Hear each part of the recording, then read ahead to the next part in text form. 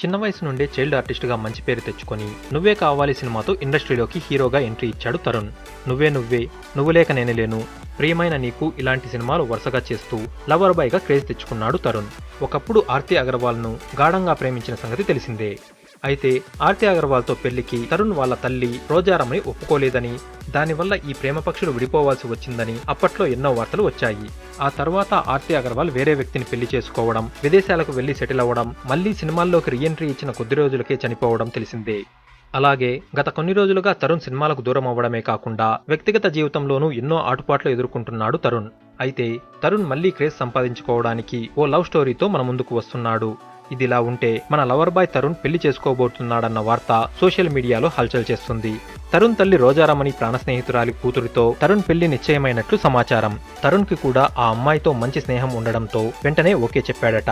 ఇక అమ్మాయి విషయానికొస్తే లండన్ లో గ్రాడ్యుయేషన్ కంప్లీట్ చేసుకుని రీసెంట్ గా హైదరాబాద్ లోని తన తల్లిదండ్రుల వద్దకు వచ్చిందట. తరుణ్ తో తన పెళ్లి నిశ్చయం చేస్తున్నట్లుగా పేరెంట్స్ చెప్పగానే ఎంతో సంతోషం వ్యక్తం చేసిందట.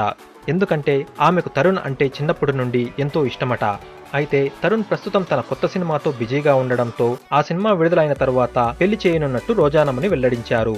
ఏది ఏమైనా మన తరుణ్ తనను ఇష్టపడే అమ్మాయిని పెళ్లి చేసుకోబోతున్నాడన్నమాట.